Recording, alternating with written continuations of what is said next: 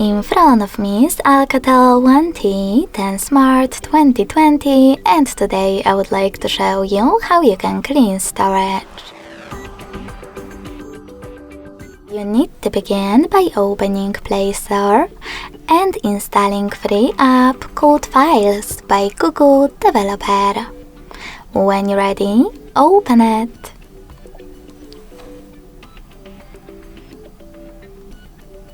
Now, in order to use it, select Continue.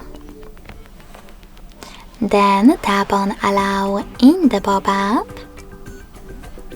and tap on Clean on the left below those three lines. Finally, you can click on Clean next to Junk Files and confirm your choice by choosing Clean in the pop-up. So when I do that, as you can see, storage of my device was successfully cleaned. Thanks so much for watching. If you enjoyed this video, leave a like, comment and subscribe. Bye!